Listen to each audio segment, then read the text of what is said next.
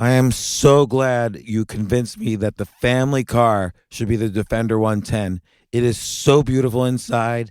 It's so comfortable and it just feels indestructible. Yes, it really is. I've been waiting a long time for the new model to come out. The Defender 110, I'm telling you, it's my favorite car of all times. It's my third one. You know, I have stories of going off road. The guy managed the group. He was like, "What are you doing in this beautiful car?" I'm like, "I'm going off road." He's like, "Are you sure? Because you can use one of ours." And then they look like Mad Max cars. I'm like, no, we're going to do this. And he was shocked. Wow. Well, it's great because the Defender has been reimagined for 21st century adventure, and its unparalleled off-road ability as well as its robust interior are invaluable whether you're headed towards uncharted territory or just a weekend of exploration. The Defender 110 tackles challenging surroundings with absolute confidence. The SUV conveys strength outside and in, featuring peerless technology like an intuitive driver display and an award-winning infotainment system. That's my favorite part, to keep you connected no matter where the journey takes you. Adventure is unique to everyone, and so is the Defender. Choose from the two-door Defender 90, the four-door Defender 110, or the larger Defender 130 with the ability to seat up to 8 passengers. You'll find uncompromising performance in all three. So pack up and go even further with the Defender 110. Learn more at LandRoverUSA.com/Defender. Sometimes it takes a different approach to help you unlock your true potential. Capella University's game-changing FlexPath format helps you learn at your own pace and fit earning a degree into your life. From before you enroll to after you graduate, you'll be supported by people who are invested in your success so you can pursue your goals knowing that help is available if you need it. Imagine your future differently at capella.edu.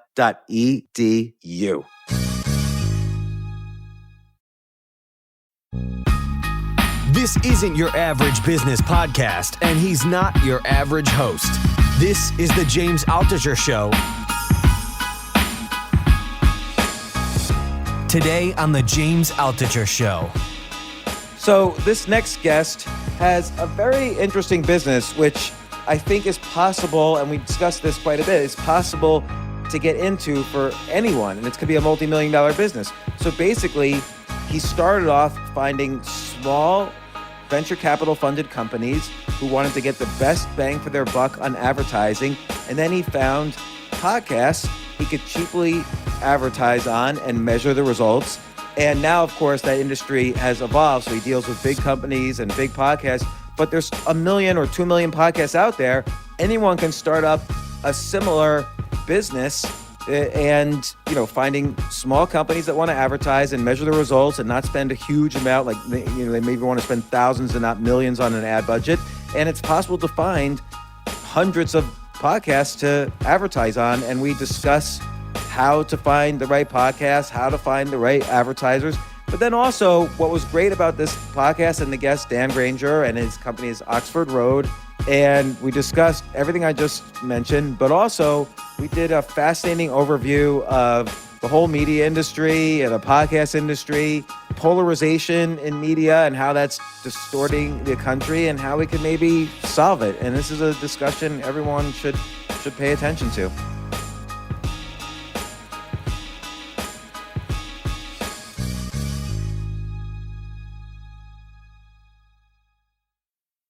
Dan, we were debating whether Daisy Ridley was rich or not. Oh, I should know I should know who you're talking about. So how ignorant am I? Wait, you're the ad agency for influencers. Daisy Ridley was the star of the most popular movie of all time, Star Wars. She was the recent trilogy. You know, there's a lot of podcasts in the world and a lot of movies. We do audio primarily, with podcasts kind of being our signature dish. But the amount that I don't know is embarrassing. And but you're going to find that out when you start recording. So don't worry about that. I respect someone who doesn't know who Daisy Ridley is. That means you probably have a very interesting life because it's the most Jay, look this up. We need fact checkers right now. Was Star Wars the most popular? The trilogy was the most recent trilogy. Was this the most popular movies of all time? Is she Rey? Yeah, she's Rey. Yeah, she is Rey. All right. Yeah, but like, okay, if you said Rey, I'd be like, okay, I know Rey. but you wanted to get technical with me behind the camera. I don't know. I don't know who she is when she's not Ray. Yeah, I guess I haven't texted her with her myself lately either. We used to text all the time, and she just blew me off after Star Wars. Come on. But I read that she only got $3 million for the 3 movies, and now nobody will cast her because she's too, what's it called, typecast for this one role. Come on. Yeah, that's so sad. It is sad. I always wonder about this. Like, do you know of any? And we'll get to the podcast in a second. Yeah, sure. Do you know any movie stars that were like huge stars and then ended up doing nothing? Like they had to just get a regular job afterwards. I feel like I've probably gone through the clickbaity stuff that will give me the rank ordered list of those enough times that I should be Wait able to till you see them now. Yeah. Here's the reality. You want to know what this is revealing for the podcast is that I'm pretty good with facts. I'm pretty bad with names, but I do know the information. But no, there's your strengths become liabilities, right? Like the more defined you are, the harder it is to do something else if that's not what people are looking for, right? But, yeah, that's a good point. You would think at her level, somebody wants her in there anything, right? Like if you were going to make a movie and you had $1 million to give to the star, she would be a reasonable choice. Maybe she just is asking for too much now because she was in the most popular movies ever. Okay, but let's look at it this way. What happened to Mark Hamill? Yeah, Jay, what happened to Mark Hamill? He was the voice in all the cartoons, right? Yep. So like he done a lot of voices. So Mark Hamill's other than his Luke Skywalker, his most famous his iconic role was Joker and Chuck from the movie. So he's more into Chuck? voices. Yeah, he was Chuck he was Chuck at the horror movie. So he went from being a Jedi to being like a puppet monster. But like from the original Star Wars, only Harrison Ford, well, I guess Carrie Fisher also, but Harrison Ford, actually, I don't know if Carrie Fisher was that big afterwards. Only Harrison Ford was really big afterwards. She's in Harry Met Sally, but that's all I'm really thinking of. I mean, she did okay, but here's a lesson for me in all this. 9 episodes, don't star. Don't be the one. Yeah. Just be like, have like your line, and then other people want you because you were that guy with the line. Yeah. No, you don't want it to be all about you, or it sounds like you're going to stay there. Yeah. Maybe they just felt like, all right, I made 10 to 20 on Star Wars and the toys, and now I'll just go to conventions and whatever. I think Daisy really wants to do more stuff. But anyway, this does segue into what you do. So Dan, you started an agency, which I think I want to hear about the start of this agency because I feel like other people, maybe in a smaller way, but maybe even in a different way, can start something similar, which is that you connect brands, and now you connect multi-billion-dollar brands to influencers. And this is a good marketing strategy, but also I feel like it's a good startup business strategy. Like I've talked to people in the past who tried to pitch me their services like, oh, I'll hook you up with this Instagram influencer or YouTuber or TikTok or whatever. Maybe you could describe a little bit more what your agency does and how you got into it. Yeah, absolutely. So Oxford Road was born really riding 2 waves. One was the podcast evolution. I started kicking the tires on podcast in like 2006. And I was working in local radio at that time and really saw a need to have content that could be successful, that people wanted, but you could never actually get it out there because your best hope was you'd get a weekend slot for 2 hours that wouldn't get any ratings on an AM radio station in one market. That was never going to be a big thing. And what podcast did was it made it accessible for anybody to get any type of spoken word content that they want from anywhere on demand. Let me ask you a question. Like, is there ever a need for anybody to ever do a radio show now? Yes, I think that there is, because the difference is, podcasts, one of the things I think we forget is that it is still primarily an on-demand channel. And so the idea of something that is live still does have a lot of value, and podcasts really haven't bridged that gap yet. Now, I think it's going there, but I think the opportunity in somebody that can do something in real time still is important. That's so interesting. I wonder if you can just call up like a bunch of podcasters, like let's say the top 100 podcasters, and say, hey, let us know whenever you're recording live and we'll put you on our podcast radio channel. And then you do a deal with that with Sirius to go into the cars and everything like that. I think they're playing with it. I think normally it's more like, hey, we need you to fill in this time. Can you show up and do your podcast at that time, right? And can we make sure that you have good Wi-Fi and that it's a reliable output? But I think. By the way, have we already started, or are we doing? Yeah. Okay, we're recording. We're going here. All right, great. We've been going since Star Wars. Have we really? Yeah. Okay, good. Well, big fan. I hope Ray is very successful and wish her all the best. So listen, I think that, I came out with an article a couple years ago that basically said radio is eating the podcast world, because I saw those two things coming together. It took a long time for radio to figure it out, but then they realized it and they've changed gears very, very quickly, and they are trying to merge as effectively as they can. Yeah, look at like how Midroll, which we both do some work with, they're the big ad network for podcasts. They've been owned in the past few years by both Scripps and now Sirius XM. Yeah. Well, and it changes quickly. So I think what you're going to see over the next few years is I think you're going to see podcasts looking more like radio and radio looking more like podcasts. That's my prediction. So what do you mean by that? Like, how will podcasts look more like radio? Well, I'll give you an example. When we got into this, you might have 1, 2, maybe 3 ads an hour. Okay, turn on your radio station. You could have 15, 20 minutes of ads in an hour. Okay, dynamic insertion is a big deal. Very, very important. You seamlessly pivoting to your live read is changing. You might have gone a couple years ago, you might have gone 2.5 minutes doing a commercial, but it'd be you talking the whole time. It's not like, okay, hang around till after the break. We'll be right back to talk about whatever. Okay, we're going that way. Let's look at what's actually happening here. A lot of these podcast production companies have been bought for a lot of money. Now somebody's got to show that was actually a sound financial decision. And how do you do that? How do you double your monetization? Do you double the price on everybody? Well, till they stop buying it. Do you double your ratings? Well, you're trying, but can you double your ad load? Absolutely. So it's low-hanging fruit for them. So that's one example of how it's going to go that way. I think some of the things we were talking about earlier, where podcast becomes less of like an evergreen on-demand thing. I mean, you're seeing a big shift with the daily and a whole genre of programs that are every single day you can tune into it as though it's a radio program.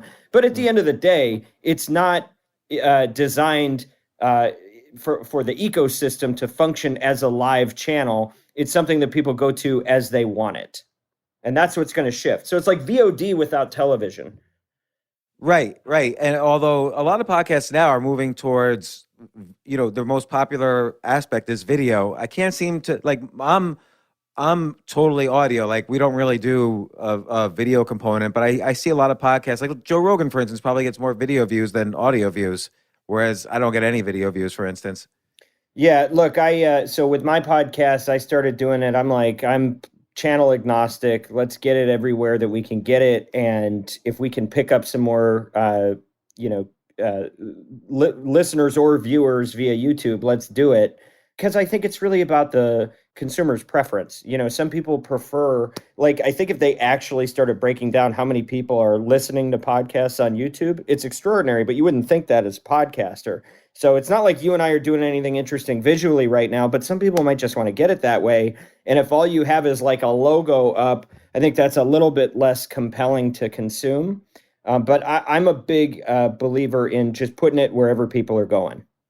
So let's talk about your business. So you you kind of unlocked the value of advertising with influencers and podcasts, and you've created from scratch billion-dollar brands through innovative advertising techniques. So I'm curious, can anyone do what you did? Like, I can call up a bunch of influencers and podcasts and say, hey, I'm going to advertise with you or pay for you to shout out such and such brand. And B, is this still a successful method of marketing? Like, I do think podcasts, I do think it is actually, but I'm curious what you think and how you started your business. So let me parse that out a little bit. So first and foremost, I asked 4 questions at once. Yeah, I'm gonna try and hit them in reverse order. You tell me if I miss. So Okay. last question was, is it still viable for advertisers? Yes, even though I do think the industry is pretty overhyped. There's a reason for that. And I think the opportunity, I think it's under monetized still. Okay. Number two, you asked the question of, can anybody do what I do? Technically, yes, in the same way that technically anybody can do what you do, but can anybody really be you? No. Can anybody do it the way I do it? No. But also there's an experience component in there, right? I mean, one of the things we were fortunate at Oxford Road is that we got in super early. So like I was sitting at a table at Science with Michael Dubin when he had like 2 employees and had just put out this viral video. And I was working in local radio, but starting to experiment in podcasts and put ads in them. And I brought him a plan where he could do like 10 grand on radio or 10 grand on podcast. I thought he should do both. And he's like, look, I only have a budget for one of these. What should I do? And I'm like, put it all on Adam Carolla. Next thing you know, that was very successful. That program became very robust, and then they became a much more traditional marketer. We had the good fortune to launch Blue Apron, MeUndies, the Quip toothbrush, Boll and Branch sheets. I mean, we've been doing this for a long time. Let me ask, like Blue Apron, they were a big advertiser on podcasts.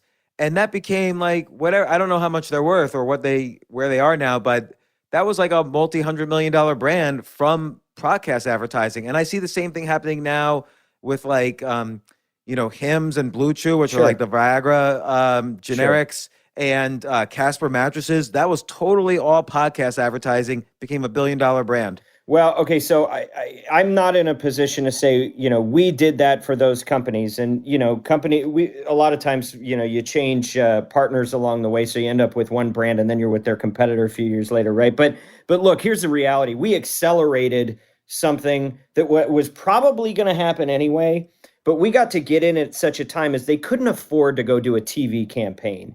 They couldn't really figure out how to crack or have the patience for what it takes to break into radio, right? So what we figured out is we've got these, I'm going to get a little nuanced here, so forgive me. But, when I was on the radio side, working at what was then Clear Channel, what is now iHeart, okay, we were talking about 13-week schedules. If you wanted a host to read your ad, you had to pay a talent fee on top of double the ad unit price. Okay. And you had to lay that in for 13, 26, 52 weeks at a time. You might be talking about, you're laughing. That was the standard. And in many cases still is the standard. Okay. What did podcasts do? All of a sudden, Alec Baldwin will read your spot and you only paid 10 grand. And it's like, call CAA 10 years ago and tell them you want them to read your radio commercial. What's that going to cost you? Right. So all the barriers to entry came crashing down. And so we got to kind of go in there and see that total market opportunity that most people really weren't seeing yet. And because it was really, podcasts started, geeks and gamers were really the ones that were listening to it. And then you started seeing a lot of comedians come in. And it was a big deal when Carolla came into the business. Well, what we started doing was we went to these early stage tech companies, VC backed. They've got a growth goal they got to hit, but they don't want to spend a lot of money or take on a lot of risk. And they go, look, what's the least I can spend? And if it works, I'll spend more. Now, advertisers, brands have said that forever. That's always what I've heard my whole career. The difference was the VC-backed companies meant it because they had to get to those goals. We found a way to kind of let them get to the next step without absorbing, 6-7 figures of risk and see success out of the gate, because you don't have to have frequency. In radio, you have to repeat it and repeat it and repeat it. You want the average listener to hear you 3 times a week, which means you might need to run 20 units a week on a station. Podcast, it's almost the reverse. If you go every single podcast, you may very well saturate, you may piss off your audience, and your ROI will be worse as a brand. You might want to be on every 3 weeks or some cadence in that area. So there's almost a reverse of the requirement for frequency. Therefore, I can run 2-3 ads. I can get a good sense of what the James Altucher show is going to do for my brand. I can see how many people are going to respond to it, and I can make a decision about planning for the long term. That's the thing that really became transformative for a lot of these D2C brands who really built the podcast industry. And as a byproduct of that, some of the early ones, a lot of stars were born in that period when somebody, imagine the idea that 7 years ago it was novel that you could actually ship somebody razor blades in the mail. That was like a big, what? I don't have to go to retail anymore, right? And so you had all these companies that got in on that, and they were able to become kind of the kings of their category. And podcast was able to help them do it. And we were very fortunate in that we were, very well entrenched in both the consumer tech world and also in the audio space, and had a little bit of an advantage on a lot of the people that were trying to come in. So you would basically call these kind of small companies, but they had money because they were just backed by VCs. They had some money, but they had strict goals. And then you figured podcasts would be a good way to you could kind of scale up their budget. You don't have to go all out at first. You could go to either smaller podcasts or smaller reads or whatever. And the benefit of podcasts is like it's not podcasts are on demand, right? So it's not like I don't have a captive audience, for instance. Radio has a captive audience, more or less. Like I'm driving around, I turn on the local radio station and it's whoever is talking. When a podcast host recommends a product, he's recommending it to an audience that has tuned in to listen to this podcaster. So, like for instance, I reject products I don't like, for instance. Yeah, well, and we hope that all hosts do that, because there are over 1 million podcasts in the iTunes library.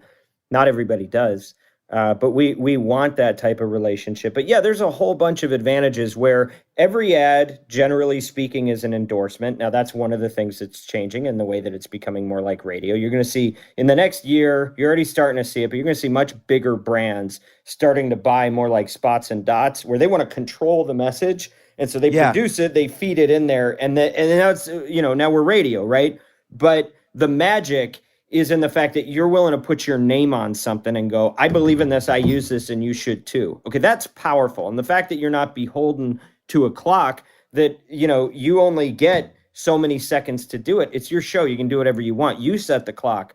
That's very, very powerful. And, I don't think of us as an influencer agency, because influencers are, it's all pretty commoditized. The beauty of podcasts is that you get a lot more thought leadership. You get a lot more that's opinion based. And if you go to a program and you're there to listen because you believe you're going to get some sort of expertise, the trust that is transferred from your trust in the host and the content on that program over when they pivot to say, now you should do this, try this great product that I'm telling you about, there's a real meaningful connection with the audience, so that all of a sudden you're sending them referrals. You're not sending them traffic. You're sending them highly qualified referred customers who believe in something. And somebody, like, you walked into a party, you were hosting a party, somebody comes in, you say, I want to introduce you to my friends. They're going to feel very differently than if that person, they met them at a bus stop. Right. So there's two things I'm thinking about here. One is, if I'm starting some sort of direct to consumer brand, and I want to, advertise on podcasts, what's the quickest way for me to build $1 billion brand at it? And the second question still is, can I set up my own? I know you say you're not an influencer agency, but it seems like it used to be an ad agency, you needed these huge brands and then access to these huge budgets and then advertise on television or billboards, these places that were inaccessible to a small agency. And because the small agency would not have the big enough budgets. But now the agency world, the media placement world is a little easier to break into. So first, let's say I want to sell a line of pajamas, my own pajamas. Yeah. How would I use influencers or podcasts to go from scratch to being $1 billion brand using your methods that you've used? Yeah. So first things first is, I think you need to have your digital house in order, because, typically the evolution of a D2C brand is that you start out, seed capital, and you've got a concept, and then you want to see if the market actually is interested in it. And you can place very small bets through search advertising and through Facebook, right? That's what everybody does. Now, usually by the time they get to us, they've said, okay, our Facebook is starting to cap out. We kind of found the limits of that. We need to diversify. They change an algorithm. And now all of a sudden we got a business problem, right? And so you need to diversify a little bit. That's when you come to us, and we help you kind of get into the game and figure out a path to scale to become, to kind of make it to the Mount Rushmore of advertisers, like we were talking about earlier. Now, the way that you're going to want to do that, because there are a million choices, is and they will all, everything works for a price, but knowing which ones to start at what price is not something that anybody knows. I mean, I've got hundreds of millions of dollars of performance data from other brands, and that, for a performance marketer, brand advertising is a separate thing, and performance marketers kind of grow into becoming, brand performance marketers. So it becomes more of a hybrid. But when you're at the early stage and you're like, look, I don't have a brand if I don't have a customer. If I pay X, I need to get Y, right?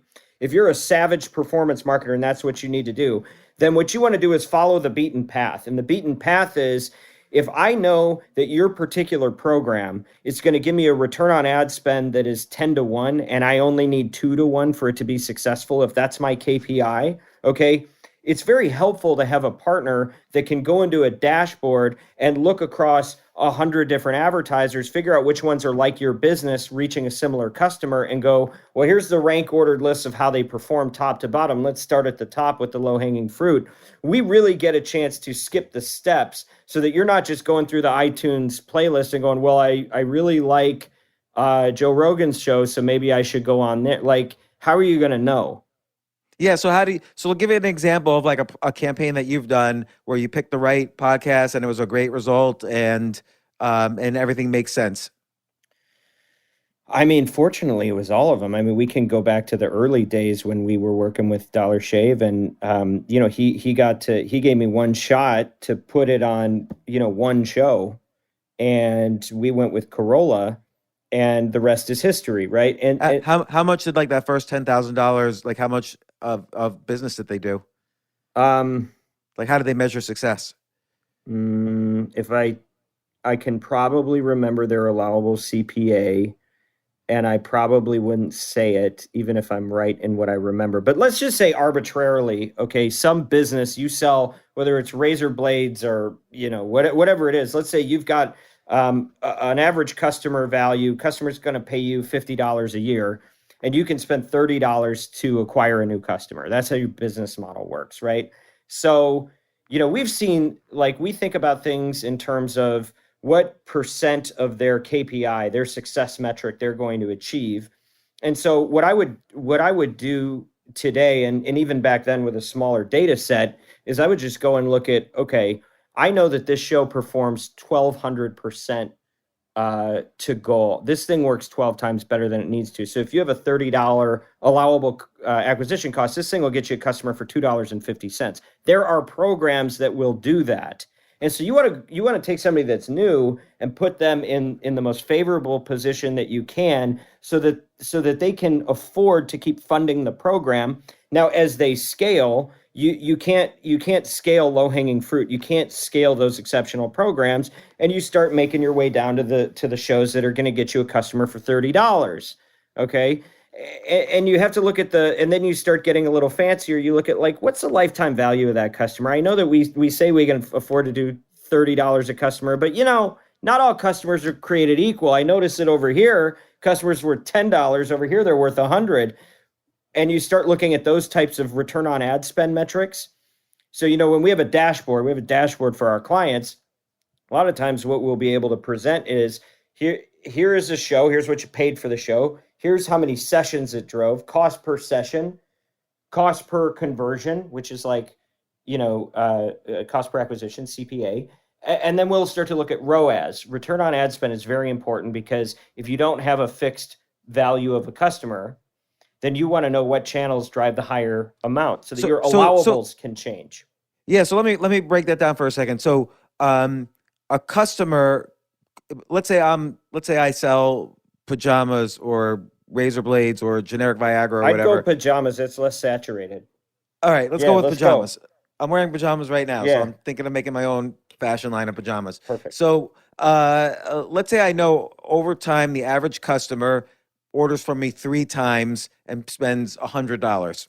And so I know that over 2 years, the average customer, some spend $5, some spend $1,000, but on average, a customer spends $100. So what you're saying is I could spend essentially up to $100 to acquire a customer. So if I do $1,000 on an ad, I better get at least 10 customers from that ad, and I better be able to measure also that I got 10 customers from that ad or more than 10 customers. And then the podcast or influencer or whatever, where I get a lot more than 10 customers, I want to keep track of those because I want to scale those even more. Yeah, that's right. And let me give you the three legs of the stool behind a successful campaign of this type. Okay. The three M's: media, measurement, messaging. So media is picking the show at the right price. You buy it properly, is media buying. Okay. Messaging is, what do you say to these people? What are the words that we send to you so that you can see it? Now, what we've created is something called audiolytics, which is our proprietary process for figuring out, okay, are we have identified 9 key components that every successful performance-oriented ad should have, and 71 subcomponents within those 9. Wow. Well, yeah, and so what we do is we actually have people that go in and score against each of those metrics to see, and we've tried to keep it as objective as possible, so it's more like present, not present, present, not present, so that we can have some reliability and consistency to make sure that your message, every word has to work hard. Now, there's also something to delivery, and so we have to have a feedback loop to you as a host to make sure that you're getting notes about what's going well, what's going not well, what you did in this ad was particularly effective. So we have somebody that listens to the ads, audits them, and we have a feedback loop that goes back to the networks and the talent. But the message is very, very, very important, and it's important not to skip that. Okay, that's the second M. The third M is measurement, which is what you're talking about, because, for heaven's sakes, are you sick of reading promo codes yet? In vanity URLs? Can you believe that people use them? Yeah, because you get 2 months free. Yeah, if you just use code word James. And here's where it gets really hard, is when I Google the name of the brand and I see on their homepage that I can get the same offer. That's where you get trouble, right? And so you're asking the customer to remember something. You're asking them not to go on and use, Honey or Retail Me Not and compare and all that. You're really relying, your ability to get a renewal from an advertiser is really based on how interested your audience is at jumping through those hoops under the assumption that there's value, or because they like you and they want to support you. And there must be value because, there's huge podcasting ad campaigns versus, again, like Casper Mattresses, their entire $1 billion value was based on just podcast ads. Yeah, well, and I don't know how well that's working today. In that particular instance, they stopped advertising on podcasts right before their IPO. Well, that's become a challenging category, right? But look, bottom line is you have to do attribution.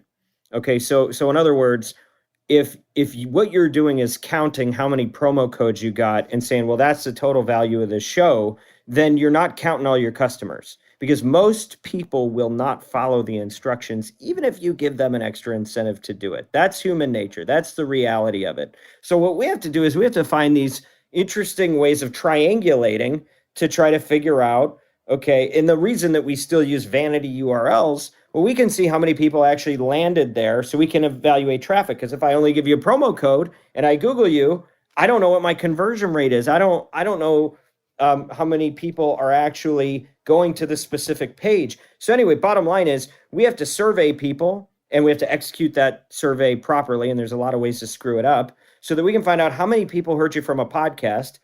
And if there's 100 of those, and then you add up all the codes and it's 10, then you know that one person that used a code means 10 that didn't. Now, that's not a typical multiplier, but that's how that generally works. And the good news is the industry is advancing rapidly. The podcast industry is actually catching up. Audio is a laggard field behind most media channels, technologically speaking. But they're catching up. And so you're starting to see pixel-based attribution where you can start to track these things in a way that is more akin to what you see on digital campaigns. And that's going to start to allow for a lot of these promo codes and vanity URLs to go away as there's more trust in that methodology. So pixel-based attribution, can you describe what that means? So I go to so let's say I hear an ad for Blue Chew, Viagra, or whatever. Correct. And I go to and I hear it on the podcast, Adam Carolla reads some ad. And now I go to Blue Chew's website. Blue Chew's website will pixel me, will put a pixel on, put a cookie in my browser and then track what podcast I listen to, or what happens? I don't think I could say it in any I don't think I could say that better. It's just talking conceptually. Uh, I think that's a good way to describe it. Is basically there's a pixel on the advertiser's website that connects back to the user who heard the show, and now we can tell what their behavior was, and hopefully you're able to subtract out of that the customers that saw you somewhere else or would have come to you otherwise. But listen, digital marketers that, because so many of these brands we're talking about are digitally native, they're very sophisticated, and then they get into this space and they're like, I have to trust a promo, what? And so the fact that we can even use a pixel now is a big step forward. Yeah. And listen, that's gonna attract a lot of the bigger brand dollars that are starting to come into the space, and that's what's gonna help the industry get over $1 billion and really start to get its due.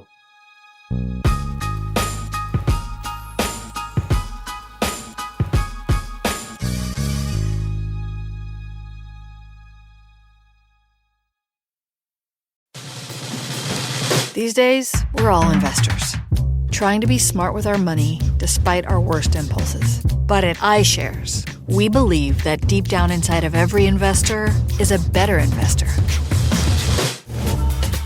One that's just waiting to be let out. Explore iShares ETFs and insights and let your best investor out. Visit iShares.com for more information. You know what I love about fantasy sports is that even though I'm not going to be a great basketball player or a baseball player or a football player or whatever, I feel like I get to participate and make decisions and use my knowledge of these different leagues or these different sports to compete. So it's like I can pick my team or I can pick my favorite players, and I could use my knowledge to make predictions and maybe even make money. So with the basketball season here, you can now pick combo projections across football and basketball from the Specials League on Prize Picks. This is a league created specifically for combo projections that include two or more players from different sports or leagues. Want to play alongside some of Prize Picks' favorite players like rapper Meek Mill and comedian Andrew Schultz, who's also been a guest on this podcast, and I've been a guest on his? You can now find community plays under the promos tab of the app to view entries for some of the biggest names in the Prize Picks community each week. Look, Prize Picks even offers a reboot policy so that your entries stay in play even if one of your players gets injured. For football and basketball games, if you have a player who exits the game in the first half and does not return in the second, that player is rebooted. Prize Picks is the only daily fantasy sports platform with an injury insurance policy. What? So, I love playing it. I love anywhere where I can use analytical ability with my interests to demonstrate some skill and maybe make some money. And I like the game-like aspect. I do wish they had chess as a category on prizepicks.com, but I'll settle for what they've got. Maybe I should make my own fantasy chess league. But in any case, I love Prize Picks. Go to prizepicks.com/James. Use code James for a first deposit match up to $100. That's the easiest $100 you're ever going to make. So that's prizepicks.com/James and use code James. Daily fantasy sports made easy.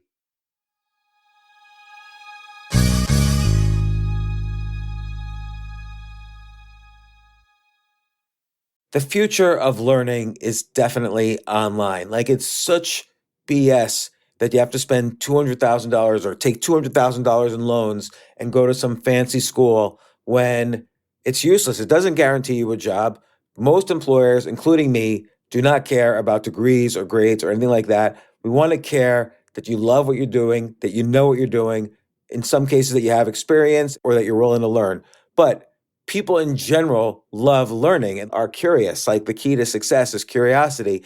And I think masterclass.com is the perfect model for online learning. I'm really happy they're sponsoring this episode.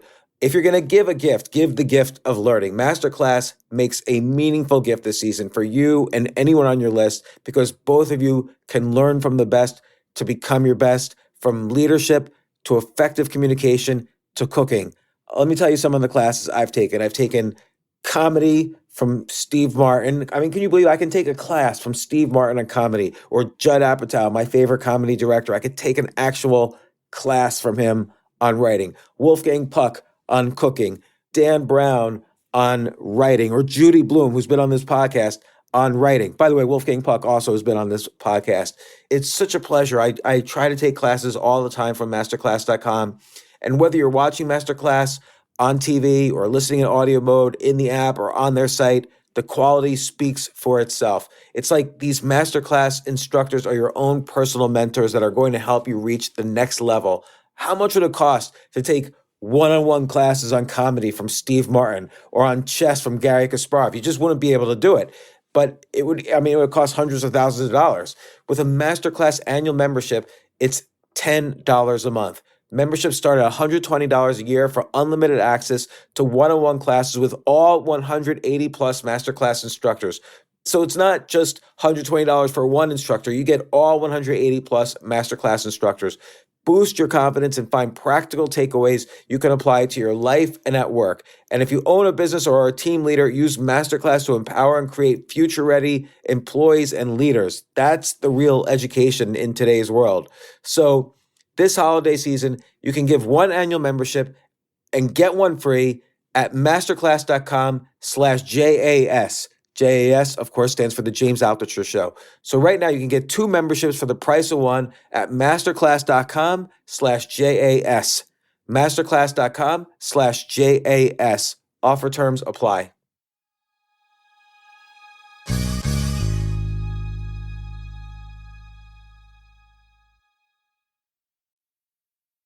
Well, and in terms of the 3Ms, I'm also really curious, what are some best practices for determining how to write the right message for a podcast host to read or an influencer to read? All right, well, let's start at the start, which is before the message that we use broadly is delivered to your show. And when we are able, we try to interface with the host, and if not the host, then the production team, and do an onboarding call. And through that experience, this is independent of what the company wants to message broadly. It's really trying to find out not just why is the product good, but why is it good for James? Will you use it? Did you use it? What did you like about it? How do you feel about it? And really trying to find like the sword and the stone to give your unique perspective about why you're passionate about this product. Okay, so we try to do some of that groundwork up front. Now, when you get into the copywriting piece, I'm not going to, we publish the 9 key components, but we don't give away the 71. That's kind of how we do it. But, I'll give you some examples is, the positioning of it, which means you've got a need that either you are aware of or not aware of, and you have a way of dealing with that need today. Now, that might mean that you have a Sleep Number bed and you should have a Casper, but whatever that competitive set is that you think the customers are looking at, you have to think about the positioning. How are you unlike the others that people may know of today? How do you beat that status quo? And trying to unearth that and come up with a reason that is compelling, that you're specifically differentiated from them, is very, very important. Demonstration, okay? You'll hear a lot of ads and see a lot of copy that say, here's how it works. It's actually very important for customers, for people to know what they can expect. So this thing's going to show up at my house, and then what? Well, because we use this formula or this algorithm or whatever the point of differentiation is, this is how you're going to experience it when you become an end user.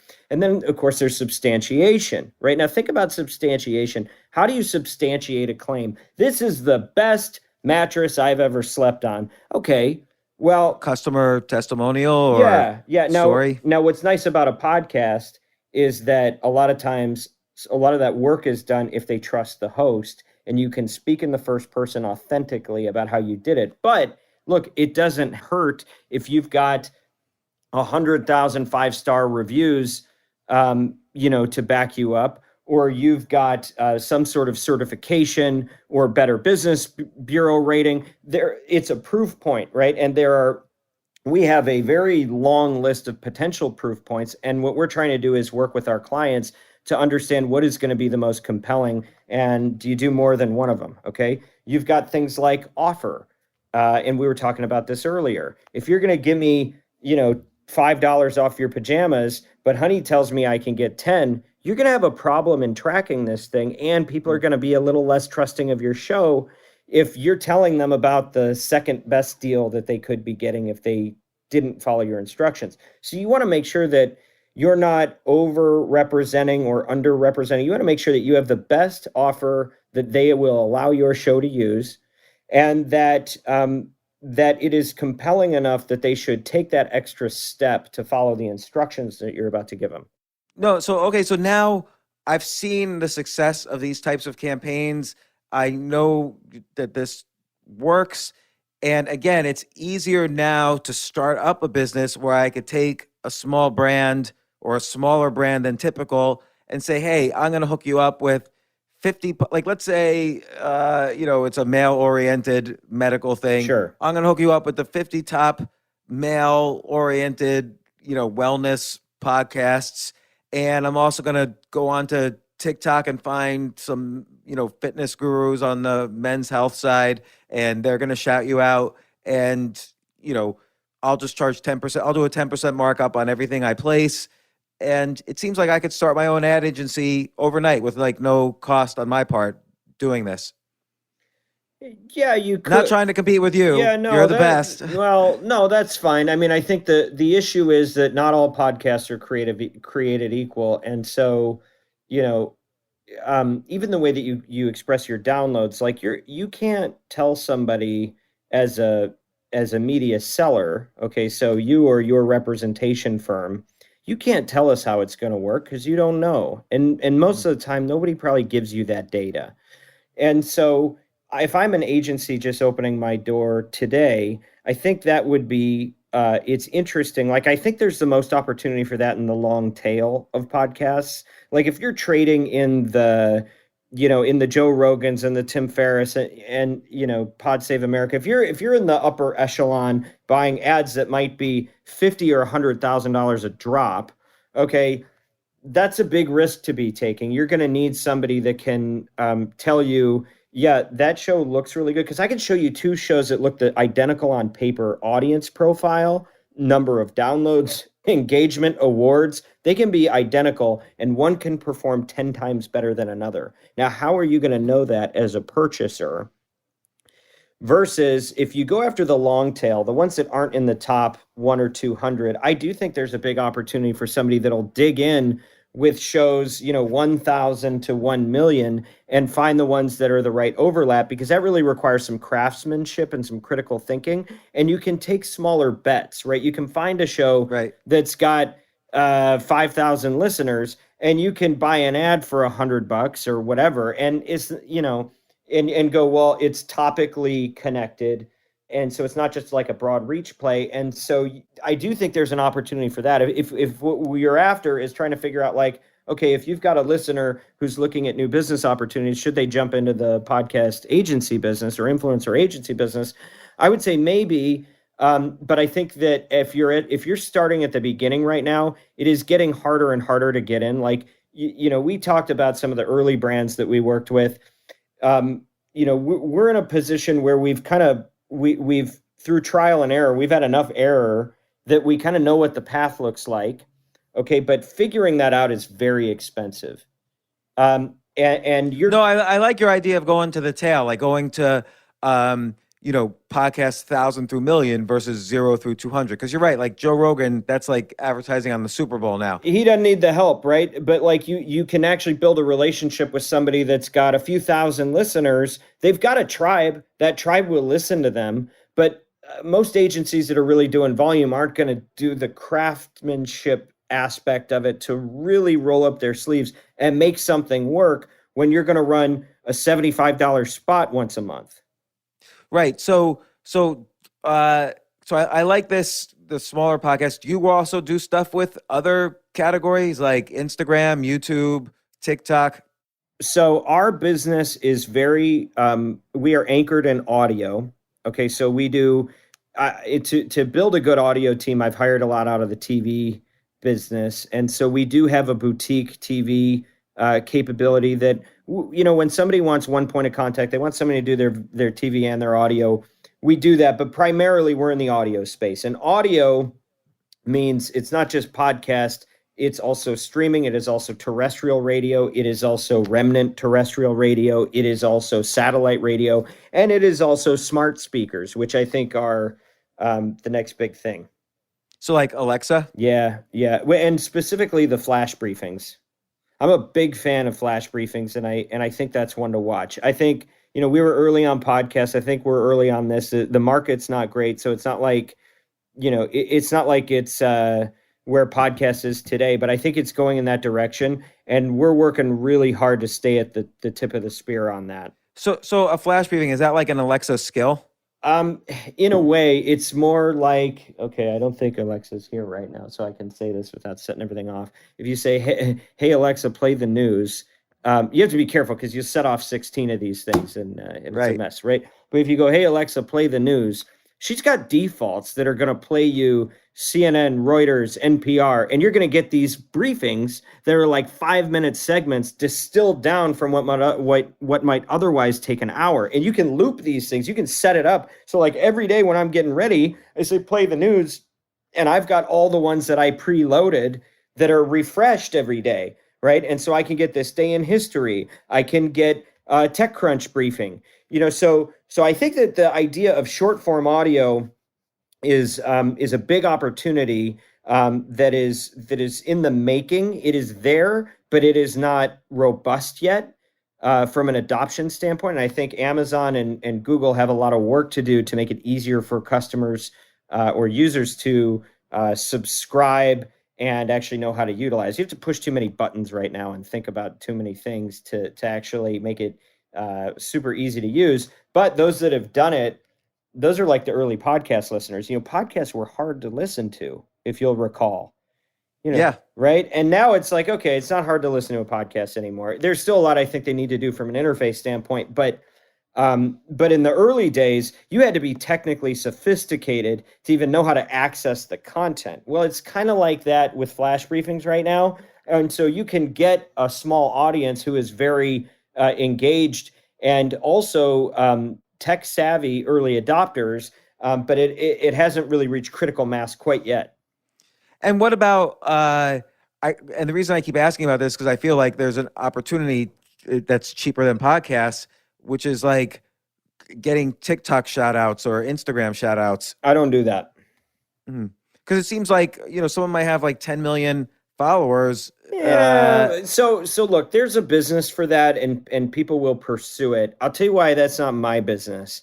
Couple reasons. One, I think the businesses that I work with want something that's repeatable and scalable, right? So anytime you're dependent on success coming from one event that may not be something that I can make routine, then it becomes inefficient because even if you win, you got to figure out, well, when's the next time we can actually do something like that? The other thing is, when you go to you're talking TikTok, you're not really talking about customers that are likely to have a high lifetime value and in many cases even have their own credit cards. And that's just a tough space. We started dealing with that. We got into the YouTube space early, not from like buying ads on YouTube that were produced as much as what we do with podcasts. We started doing that on YouTube. But the problem in the early days when you saw these MCNs, these multi-channel networks that, Disney buys one for, $500 million or whatever, and their valuations went through the roof. Well, you had children sitting on a bed charging $80,000 to talk about a product once. And if they didn't do a good job or didn't read the copy that they needed to read, they didn't care, right? And it was wild. And they stopped even talking about it in a CPM. They started talking about cost per impression so they could charge $100 CPMs, which if you buy media, that's kind of ridiculous. It got overheated real fast. Now I think it's found some humility and there's no more diversity of programming. But when you're chasing like the hottest new app or the hottest new vehicle that the kids are using to consume stuff and where stuff goes viral, like that's not my business. I want you to get customers that have an income, that want to have a serious conversation. There's a very big difference between whoever you're about to endorse in your next break and how your listeners feel about your opinion about that, and somebody that's doing a dance or doing a sketch and goes, by the way, let me try to awkwardly shoehorn in, this brand new pajama company that I am enthusiastic about, right? Like, you lose They a might lot of be. that ability, right? So like, I'm not against Instagram influencers. I'm not against, there's business to be done there and Snapchat and everything that is new has a place, but that's not my business. That's not what I do. And so, okay, so you still like the podcast space for advertisers, and now you're big enough. Brands come to you. I'm sure you don't go out to the latest VC funded companies. Right. If someone was thinking of kind of breaking into the podcast agency business, kind of the long tail of it, again, not your space, but the longer tail of it, smaller business, what would you recommend that they do? Well, first, I think that you brought up something earlier in the conversation that I think is very important, which is like you said you only work with companies that you believe in. And I'm very open, and this could lead into a very different conversation. Right now, I think we've got a bit of a uh, failure to communicate in this country because everything's so polarized, and because we're dealing with so much political content that puts brands in very awkward positions. We're involved with this all the time, but at the end of the day, I'm very loose about what types of programs we will do business with, but very restrictive about what types of brands we will work with. So the thing that I'm always a pain in the ass about internally when we have an opportunity is somebody might want to buy, but the question we always have to ask ourselves is, before we work with this company, like, would we go and tell somebody we love and know that they should use this thing? Would we use this ourselves? Would we pay money for this thing? Before we go and try and convince a million strangers to do it, would we use it ourselves? And I think no matter what business you're doing, if you're trying to get into the influencer business, I think, why don't you start with relationships where you believe in the programming and you believe in the product, so that you can make matches that are going to yield long-term benefits financially, but also in a sustainable way for the values that you have as a human being. And I think that's very, very important. And let your passions follow it. Like, listen, the other thing is, my business is, like every business, kind of influenced by my personal bent. I like to have a conversation like this. I'm not good at the Twitter game because I'm not like always, texting whatever pops into my head kind of person. I'm having a hard time adapting to that. Right. So like, I think that this fits within the way I like to do business and the way I like to interact. And there's a whole market for that. Right. And I think it's very much about knowing yourself and how you like to behave as a consumer of information and entertainment and content, and trying to don't just chase business opportunity. Figure out, what do you feel strongly about? What would you like to, because you're going to spend a lot of time with these people and in this industry. Make sure it's what you like where you're at. And it's interesting. Like, I feel also, and this is comparing podcasts to other media right now, I feel podcasts, and I'm curious what you think of this, it is in phase 3 of its evolution. Phase 1 being kind of the early people and before there was critical mass. Phase 2 being when there was this huge ramp up in growth, not only in audience, but in the number of podcasts. And now phase 3 is there's a million or so podcasts out there, and it's hard to launch a new one, and it's hard to grow a podcast, just because I don't want to say that the audience is saturated, but they got so many choices. They got so many choices. Yeah, there's so many choices. A, it's natural for them to cycle through different podcasts and interests, but also B, it's real. I wouldn't want to launch a podcast right now. I don't know how I would launch a podcast. I'll tell you how I did it, because I just started this year. Like, the last one I did was in like 2009 with Jason Kalkanis' network, and then I stopped that. Oh yeah, did I ever go on your podcast? Were you over there? No, it was. I was on this week in marketing. Okay, I was on This Week in Startups a lot. Oh, that's funny. So no, he had This Week in VC, This Week in Startups, This Week in Photography. I was This Week in Marketing with Scott McDonald, who was the head of marketing at LegalZoom at that time. Anyway, so we did that back then, but I was waiting to do my own. And I wanted to get back into the content creation business. But the truth is, I've been 2 heads down just building this business. And but when COVID hit, what I saw happening was, I saw how much fear there was in the advertising community. And there's the Sam Walton saying of I saw that there was a recession and I chose not to participate, right? And it's like the notion that, okay, there are obstacles, there are new obstacles, and 2020 is teaching us all about pivoting, right? And adaptability, but like, how can we be strategic as with our businesses and navigate this? And so started having that discussion. And then, as we've started moving toward the election, I've adapted what we're focused on. It's called the divided states of media, because marketers are now in this really peculiar space where they have tremendous pressure. People trust businesses more than they trust the government right now. And businesses, with the shift to stakeholder capitalism, there's a new level of expectation on how you should conduct your business. And you're now being told that if you identify with something that's going to be healthy for your business growth, which is getting somebody with a point of view to endorse you on their podcast or on their radio show or on their, cable news program, that you believe what they believe, and therefore, because you're not on the side that I am on, you're bad for America, you're an evil person, and we should not do business with you anymore. And we have businesses or organizations, like you have Media Matters, who monitors content simply to pull things out, post a phrase, and say, go get them, everybody. This is what the advertiser believes if they're supporting this, right? So brands are in a very sticky situation where if they advertise on Facebook, which may be their number one channel for acquisition that keeps the lights on and pays their employees, they're sponsoring hate. And if you advertise on, the Ben Shapiro podcast, well, the things that people will allege about your business are incredible. There is so much pressure right now on brands, and a brand, their job is to build relationships.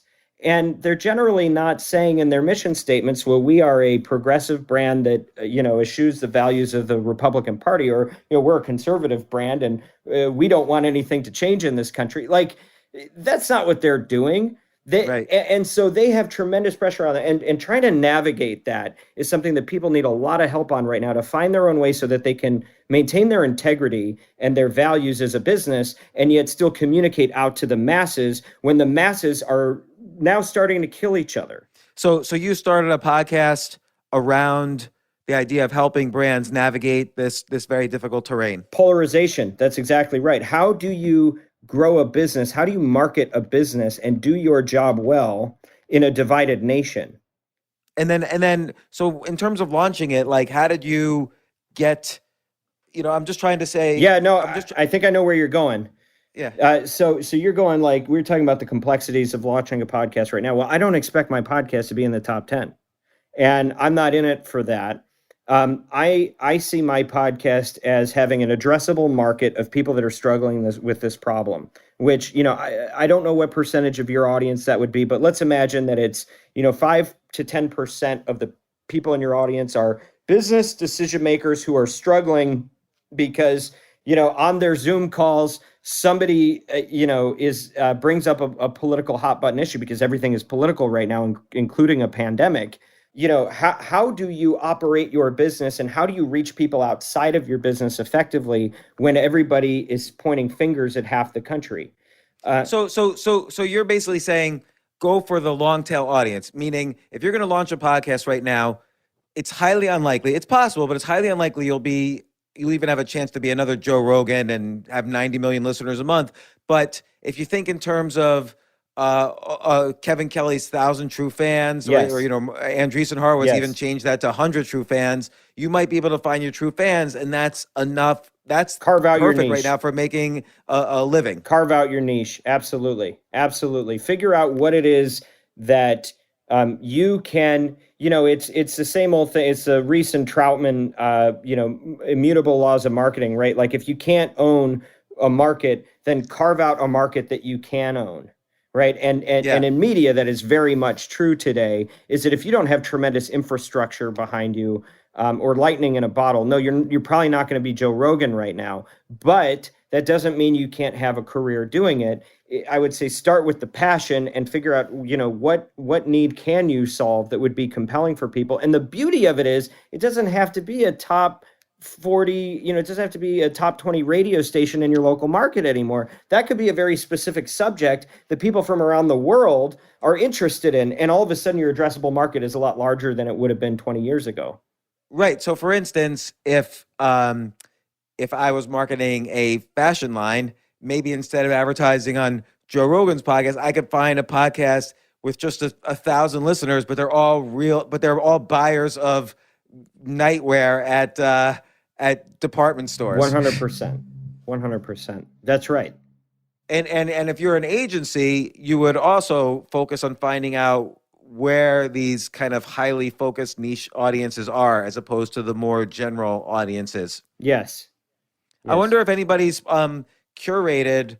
I mean, you guys probably internally have curated, but I wonder if there's a business in curating for agencies like you. Hey, here are the 50 cheaper men's health podcasts that are more niche and will deliver the same results as the top 5 podcasts, but with much cheaper ads. Yeah, I think that's there are those types of solutions out there. One of the challenges you start to run into is that when you've got that 2,000, if you're working with a brand, so I have clients that sponsor hundreds of different podcasts, right, for example, and different personalities across, the audio spectrum.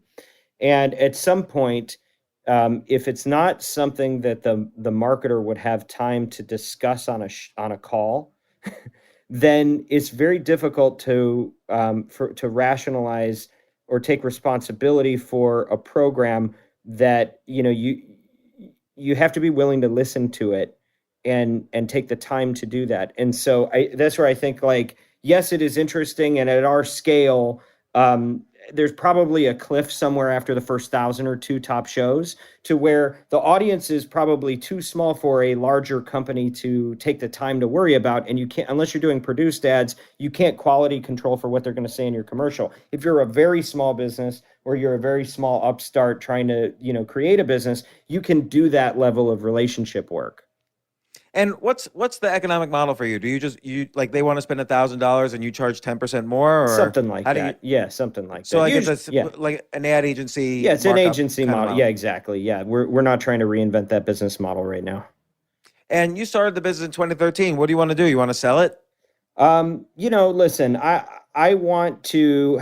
I in every email I send, it says at the bottom, I just want the ads to work. And I put that before we started the business. I took it down. One of the founders of LegalZoom was like, that's the best thing I've ever seen in an email, because that's all we care about, right? That's what I really want. I just want the ads to work. And I love the exploration of making that happen. I think long-term, I do want to make a bigger impact on the business, because I do fear sometimes that we are participating in the increase in polarization. And I don't like that Americans can't talk to each other about things. Well, why do you feel that? Do you feel that because are you advertising for the political parties or on the political parties' It's not podcasts? It's that, you could be selling, we'll keep using the mattress example. You're pushing a mattress, and if you're going to push it on Ben Shapiro, or you're going to push it on Pod Save America, and you're going to sell a lot of mattresses, all of a sudden there's a great backlash that the advertiser is going to get from the half of the country that knows about that doesn't like that person's ideology, right? And in the meantime, you've probably seen Our Social Dilemma, and I think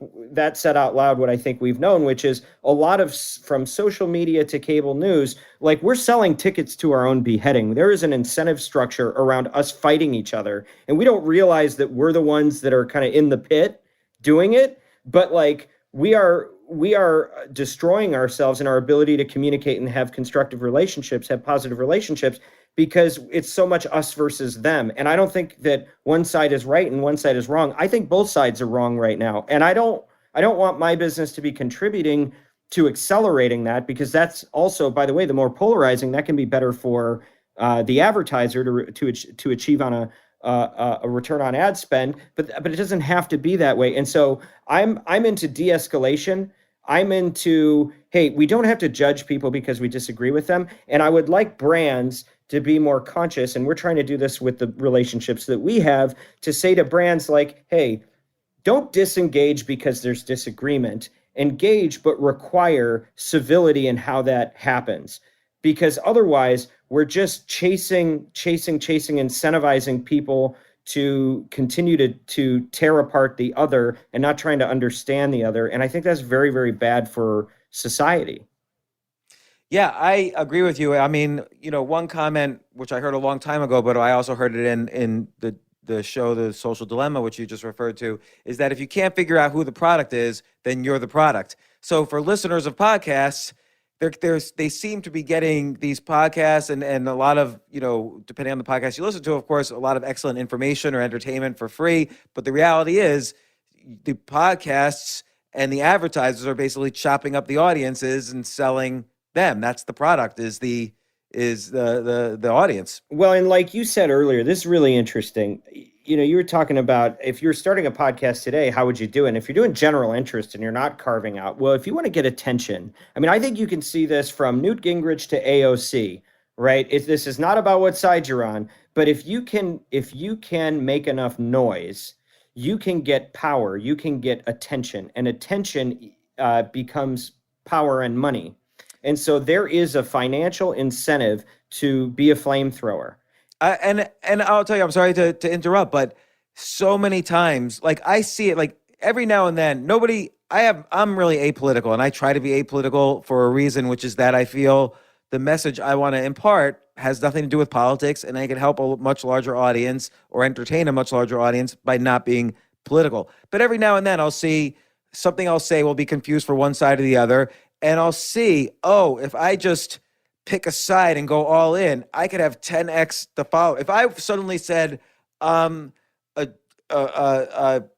won't even say anything specific. Yeah, right. No, it's hard to talk these days, right? Right. But if I go all in on like one side or the other, I'll get 10x the followers. But I just refuse to do it. It's just not my business, but it's always, I'm sure it's tempting for everyone out there to do that. And it's a really bad idea because I don't feel that's a sustainable business or a positive one. Well, it's like the kid on the playground who would do things that would get them picked on, but at least they were getting attention, right? Yeah. And that's kind of the media business right now, if we had to sum it up. And that's from social media all the way through radio, podcast, television. That's what it is. And I agree with you. It's not constructive. It's not sustainable. And, I worry about this country. And so I want to make sure that from where I sit in the little slice of the ecosystem that I can have a teeny bit of influence on, I want to incentivize brands to take this seriously and to actually engage in the content that they're sponsoring. And when people are making their points in such a way that it dehumanizes the other, that they'll actually speak up. And rather than just going, we don't touch political or we don't touch opinion-driven shows, how about build a relationship with the people you're sponsoring, because the content will respond to the requirements of the market. But right now, the market we have to move the carrot, right? The carrot is to say, get as much attention as you can any way you can, but then now you can't be near a lot of that. And so if we can put the carrot in front of like, hey, let's have an interesting conversation. Let's disagree and let's engage in those disagreements and not be afraid of the disagreements, but be afraid of disagreeing in such a way that you destroy or diminish somebody else. That's what I want to be a part of. So when you ask about what I want for the future, I think, look, there's a lot of things we're involved with in advancing what we're doing with audiolytics, advancing what we're doing in the evolving media landscape. But above all things, I want to make a positive impact on the way that we steward the media that we sponsor and the way that we influence it, because I think we have a lot of work to do, and it's going to take a lot of people working hard to do it. Wait, so this was all the answer to the question, do you want to sell your business? Yeah, I guess. So if Omnicom or a big ad agency I mean, look, here's my approach on that stuff. Like, I take calls and I listen, but I'm always open to considering something I wasn't expecting, but I am not taking any steps to seek that. And I think that if there is a right time to do it, it'll be because I was attending to the business as it is today.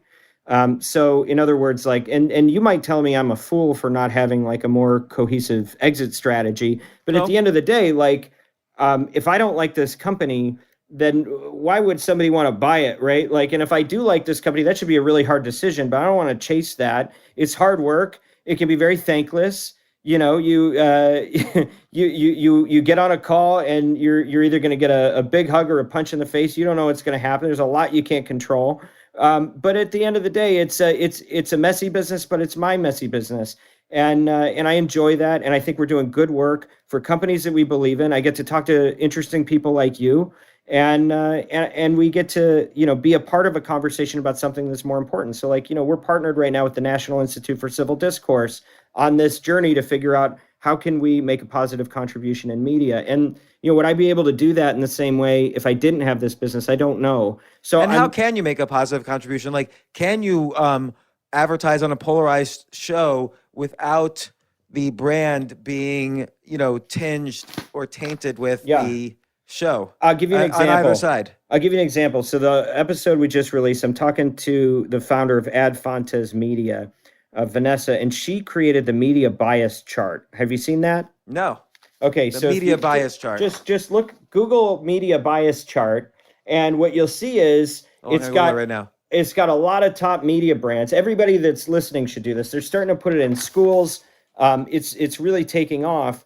And if you look at it in the x-axis, it's like, okay, they take a media network and they take a sample of their content, and they have people that are right, left, and center evaluating their content. And then they take the composite score and they rank them from right to left. Well, that's part of it. I actually don't think right to left is the problem. I think it's the y-axis. The north-south is basically fact to fiction, top to bottom. So it's like, is this a reliable? This is fascinating. So it's really cool, right? And I think they're early. They're just getting started. But like, think about if a brand marketer or any kind of marketer, before they bought something, they could see how much it is contributing to the destructive nature of discourse. This is fascinating. These brands, like everything from AP to, of course, CNN and Slate and MSNBC, New York Post, InfoWars, Inquirer, Wonkette, Daily Wire, Daily Mail. It looks pretty accurate. This looks pretty good. Yeah, well, then that is a good sign, because as I've been showing this to people, I feel like it's a bit of a Rorschach, because if you look at it and you're like, that's ridiculous, why did they put them so far over there? Then it's like, maybe you're not as objective as you think, right? And look, but I think we all have bias and we all bring that to the table, and that's part of the process here. But I think it is important that we start engaging in this process. So like, if you think about, a lot of people say you vote with your dollar, with what you buy. It's the same thing for media. And I think that we can require more of the media that we sponsor as businesses. I really do think that. And I think that if there were more of a premium on content that was uplifting and connecting and constructive dialogue, rather than just harmful for the sake of getting attention, I think that you would start to see programming start to reflect that market desire. But I don't think you have that yet. So I'm trying to do my little part to move the carrot. I'm trying to bring awareness to it. And I think it's important for me as a citizen. I think it's important for you as a citizen, but I think it's important for clients that are finding themselves really stuck in the middle and not feeling like they can, like anything that they can say is right, because somebody's just going to tell them what a horrible human being. They're either Stalin or Hitler, no matter what they say. And it's like, come on, we gotta learn to talk to each other, people. No, I 100% agree. And so given this polarization and given that that's the direction, where do you think overall, like this is just a general question now, but where do you think the podcast industry is heading in a variety of ways? So I think that it's funny that we still are calling it podcast, and it looks like that name's going to stick, right? But I think it's going to be so different than that. Like I really think that what we think of streaming, what we think is podcasts, what we talk about flash briefings, it's all just like audio content in different permutations, right? And I think that you're going to start to see these things start to bleed into each other. Okay, that's in the short term. We're in infrastructure phase, right? Like, okay, we figured out it's going to make it. Like, it's going to be a success, right? And it's like podcast won its first Oscar, right? And now it's got a big career ahead of it, but it's really about, well, you need a finance team, you need PR, you need good people around it. So like the infrastructure is getting built, it's getting settled right now, even though it's been established, the town's been incorporated, and now it's time to like build out that infrastructure. So we're in the infrastructure phase. some of the things that I think are going to start to evolve as that happens. You're going to see some of the cool parts that you loved about podcasts that made you want to get into it. You're going to see some of that diminish. Well, let's take Rogan just as an example, because he's the easiest. Everybody talks about it, right? He goes to Spotify and all of a sudden he has to issue an apology about something. Do you think he'd have issued an apology before Spotify did that licensing deal with his show? I mean, like, you have to become more gentrified. You got to be respectable citizens if you want to make it, right? And I think that the idea that it was like a true meritocracy earlier on, where you could do a good show and people that were looking for shows could find you. Well, there's a lot of good shows right now. So what's your promotional vehicle? And what network is going to promote you on 17 other podcasts so that somebody will even know that you have a podcast? Right? What's your angle? Like, it's less of a meritocracy. So I think some of that is shifting. And I think that that's kind of sad. But what's cool is, like, it's going to be easier to find what you like to listen to. I like that it's easier for me to set the speeds. You know, if I can set a speed through voice command and I can say, well, here's where it gets really interesting, is dynamic audio. Now that the speakers are listening to us, and I can go, I really like what James was just talking about. Give me the last 6 episodes where he was talking about that same subject. And all of a sudden I'm talking to it and I'm going deeper and kind of choosing my own adventure. And it's getting woven it's getting like, the idea of Stitcher is an interesting idea. We're not close to solving it. Yeah, but think about it.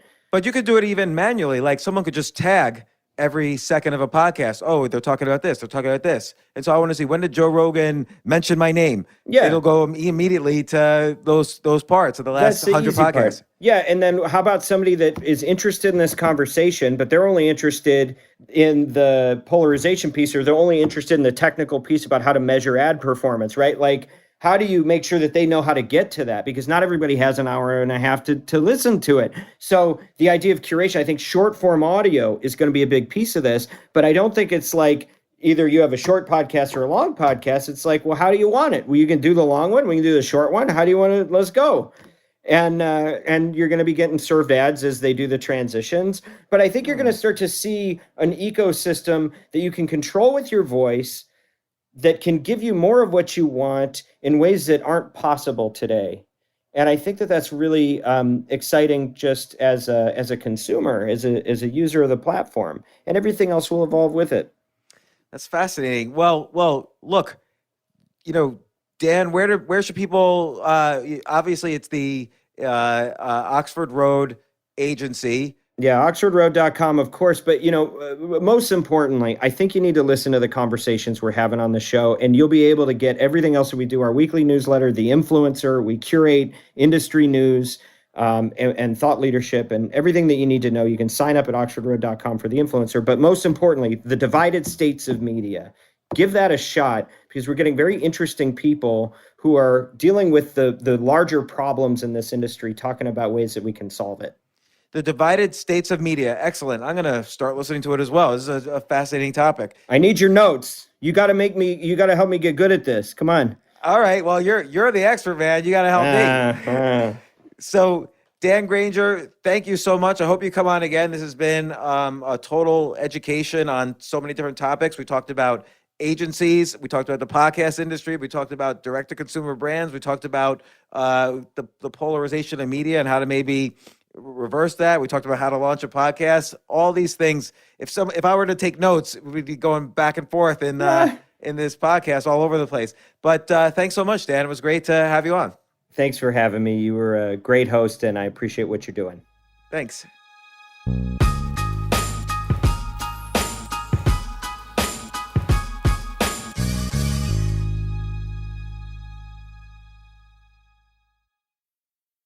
Did you know that franchise owners are more likely to start a successful business than entrepreneurs who go it alone? Neighborly offers 19 premier brands with services that repair, maintain, and enhance homes. With Neighborly, you'll get the business model, marketing resources, and corporate support you need to pursue a rewarding future. Learn more about joining over 5,000 Neighborly franchises by downloading your free guide at go.nbly.com/podcast.